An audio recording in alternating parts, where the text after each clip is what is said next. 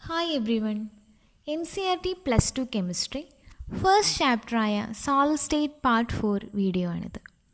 ഇന്ന് imperfections in solids എന്ന ടോപ്പിക്കാണ് നമ്മൾ ഡിസ്കസ് ചെയ്യാൻ പോകുന്നത്. First of all, what is imperfection? നമ്മുടെ ചുറ്റുമുള്ള ഒന്നും തന്നെ പെർഫെക്റ്റ് അല്ല. എല്ലാത്തിലും ഓരോ തരത്തിലുള്ള പ്രോബ്ലംസ് കാണും. അത്തരത്തിലുള്ള അവസ്ഥയെയാണ് ഇംപെർഫെക്ഷൻസ് എന്ന് പറയുക. ഇനി നമുക്ക് ഇംപെർഫെക്ഷൻസ് ഇൻ സോളിഡ്സ് ഡീറ്റെയിൽ ആയി മനസ്സിലാക്കാം. ഇംപെർഫെക്ഷൻസ് അല്ലെങ്കിൽ ഡിഫക്ട്സ് എന്നതിനെ irregularities in the arrangement of constituent particles എന്ന് ഡിഫൈൻ ചെയ്യാം. അതായത് കംപ്ലീറ്റ്ലി ഓർഡേർഡ് അറേഞ്ച്മെൻ്റ് ഉള്ള ഒരു ക്രിസ്റ്റലിൽ ഉണ്ടാകുന്ന ഏതെങ്കിലും തരത്തിലുള്ള ഒരു ഡീവിയേഷനെയാണ് ഡിഫക്റ്റ് എന്ന് പറയുന്നത്. Broadly defects are of 2 types: point defects and line defects. ഒരു പോയിൻ്റ് അല്ലെങ്കിൽ ഒരു ആറ്റത്തിനെ കേന്ദ്രീകരിച്ചുണ്ടാകുന്ന ഡിഫക്റ്റിനെയാണ് പോയിൻ്റ് ഡിഫക്റ്റ് എന്ന് പറയുന്നത്.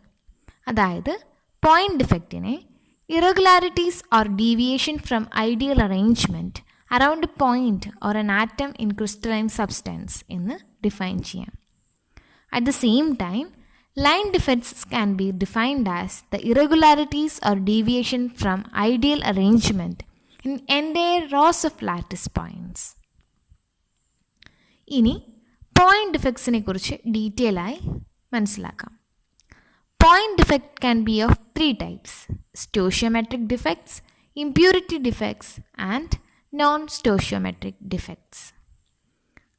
ആദ്യം തന്നെ സ്റ്റോഷിയോമെട്രിക് ഡിഫക്ട്സ്. അതായത് ഒരു കോമ്പൗണ്ടിൻ്റെ കെമിക്കൽ ഫോർമുല കോൺസ്റ്റൻ്റ് ആയി നിൽക്കുകയാണെങ്കിൽ, വേറെ രീതിയിൽ പറഞ്ഞാൽ അതിലെ കാറ്റയോൺസ് ആനിയോൺസ് റേഷ്യോ ചേഞ്ച് ആവാതെ നിൽക്കുകയാണെങ്കിൽ സ്റ്റോഷിയോമെട്രിക്ക് ചേഞ്ച് സംഭവിക്കുന്നില്ല എന്ന് പറയാം. So we can define stoichiometric defect as the defect which does not disturb the stoichiometry of the solids, and they are also called intrinsic and or thermodynamic defect. ഇതിൽ first one is vacancy defect. നിങ്ങൾക്ക് ചിത്രത്തിൽ കാണാവുന്നതാണ്. അതായത് ഏതെങ്കിലും ചില lattice site vacant ആണെങ്കിൽ അതിനെ vacancy defect എന്ന് വിളിക്കാം. ഒരു ബസ്സിൻ്റെ എക്സാമ്പിൾ വെച്ച് നമുക്കിത് പറയാം. കൊറോണ ടൈമിൽ പൊതുവെ ബസ്സൊക്കെ കാലിയായിട്ടാണ് പോവാറ്. പല സീറ്റും വേക്കൻ്റ് ആയിരിക്കും അല്ലേ? സോ ഇത്തരത്തിൽ ചില സീറ്റിൽ പാസഞ്ചേഴ്സ് മിസ്സിംഗ് ആണ്. അതുപോലെ ചില ലാറ്റിസ് സൈറ്റിൽ ആറ്റംസ് മിസ്സിംഗ് ആണ്. അതിനെയാണ് വേക്കൻസി ഡിഫക്റ്റ് എന്ന് പറയുന്നത്. So when some of the lattice sites are vacant, the crystal is said to have vacancy defect, and this results in decrease in density of the substance. Density എന്ന് പറഞ്ഞാൽ എന്താ? Mass by volume, എല്ലാവർക്കും അറിയുന്ന കാര്യമാണ്. So ഇവിടെ atoms missing ആണ്. So decrease in mass results in decrease in density. Then the second one is interstitial defect. പാർട്ടിക്കിൾസിൻ്റെ ഇടയിലുള്ള സ്പേസിനെയാണ് ഇൻഡസ്ട്രീഷ്യൽ സ്പേസ് എന്ന് വിളിക്കുന്നത്.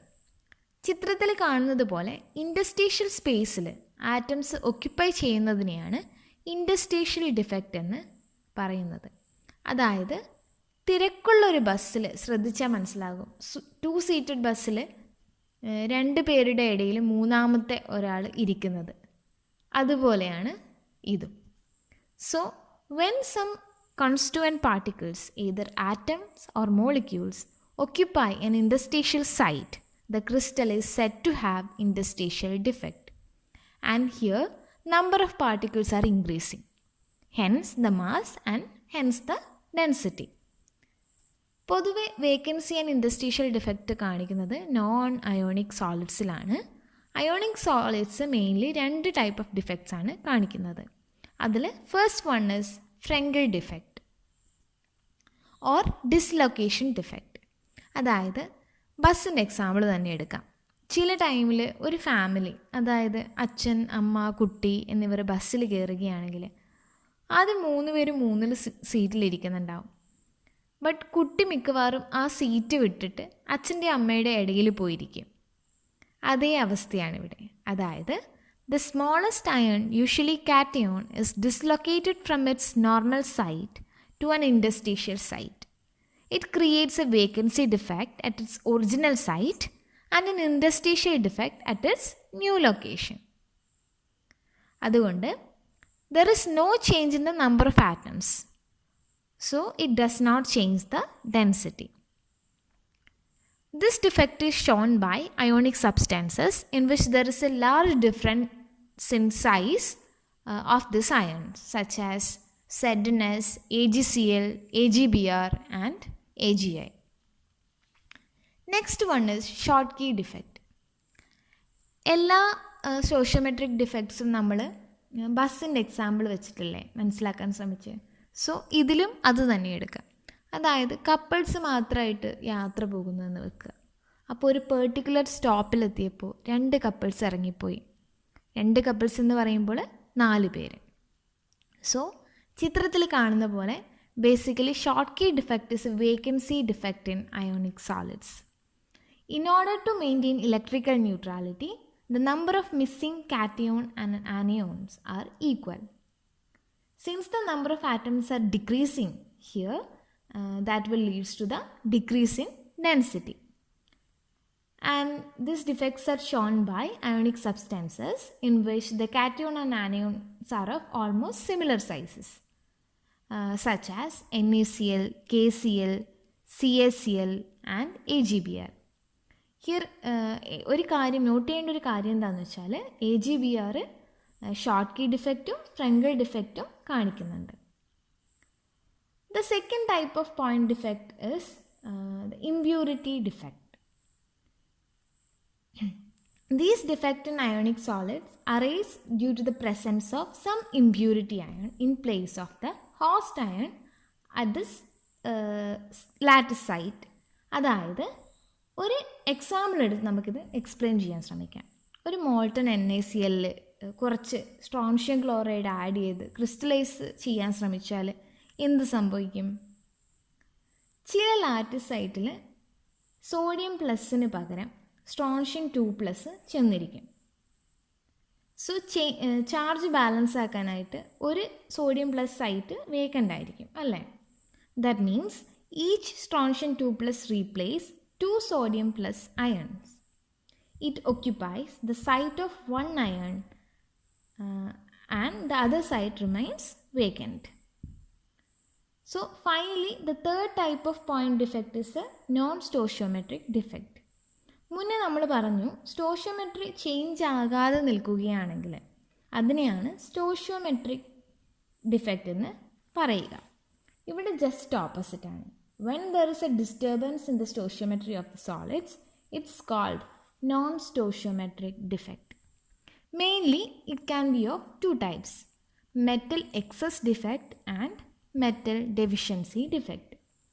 Metal excess defect can be further classified as metal excess defect due to the anionic vacancy and due to the presence of extra cation at interstitial site. നമുക്ക് ആദ്യം തന്നെ metal excess defect due to anionic vacancy എന്താണെന്ന് നോക്കാം. ഇവിടെ sodium chloride crystal എടുത്ത് sodium ആറ്റത്തിൻ്റെ പ്രസൻസിൽ heat ചെയ്യുകയാണെങ്കിൽ എന്ത് സംഭവിക്കും എന്ന് നമുക്കൊന്ന് നോക്കാം. ഒരു ഡീറ്റെയിൽ ആയിട്ടുള്ള ഡയഗ്രാം നമുക്കിവിടെ കാണാവുന്നതാണ്. ഈ ഉള്ളിലുള്ള Cl- അയൺസ് ഡിഫ്യൂസ് ചെയ്ത് സർഫസിൽ വരികയും സെയിം ടൈം സോഡിയം ആറ്റം ഒരു ഇലക്ട്രോൺ നഷ്ടപ്പെടുത്തിയിട്ട് Na+ ആവുകയും ചെയ്യുന്നു. Later on they combine to give sodium chloride. Then this released electron diffused into the crystal and occupied the anionic vacancy thus created. So these anionic sites occupied by unpaired electrons are called F-centers. These electrons are responsible for the yellow color of the crystals. That is, എന്ത് സംഭവിക്കുന്നു എന്ന് വെച്ചാൽ the color results by the excitation of the electrons when they absorb energy from the visible light falling on the crystal. ഇതുപോലെ തന്നെ നമ്മൾ excess of lithium in lithium chloride എടുക്കുകയാണെങ്കിൽ നമുക്ക് ഒരു പിങ്ക് കളറായിട്ടുള്ള ക്രിസ്റ്റലാണ് ലഭിക്കുക. അതേപോലെ excess potassium in potassium chloride എടുക്കുകയാണെങ്കിൽ നമുക്കൊരു വയലറ്റ് കളറുള്ള ക്രിസ്റ്റലും ലഭിക്കും. Next one is metal excess defect due to the presence of extra cation at interstitial site. ഇവിടെ സിങ്ക് ഓക്സൈഡ് എടുത്ത് ഹീറ്റ് ചെയ്താൽ എന്ത് സംഭവിക്കും എന്ന് നോക്കാം. Usually zinc oxide is white colour at room temperature. അത് ഹീറ്റ് ചെയ്യുമ്പോൾ zinc oxide Zn2+ plus half O2 plus 2 ഇലക്ട്രോണായി മാറും. അതായത് it loses oxygen and turns yellow in colour. എങ്ങനെ? ഓക്സിജൻ റിലീസ് ചെയ്ത് കഴിഞ്ഞാൽ ലാറ്റസിൽ എക്സസ് സിങ്ക് കാണപ്പെടും അല്ലേ? Hence the formula become Zn1 plus XO. ഈ എക്സസ് ആയ Zn2+ move to the interstitial site and ഇലക്ട്രോണും റിലീസ് ചെയ്യപ്പെടുന്നില്ലേ, ആ ഇലക്ട്രോണും അതിൻ്റെ തൊട്ടടുത്തുള്ള ഇൻഡസ്ട്രീഷ്യൽ സൈറ്റിലേക്ക് പോകുന്നു. ഇതിനെയാണ് metal excess defect due to the presence of extra cations at interstitial site എന്ന് പറയുന്നത്. ഇനി മെറ്റൽ ഡെഫിഷ്യൻസി ഡിഫെക്റ്റ് എന്താണെന്ന് നോക്കാം.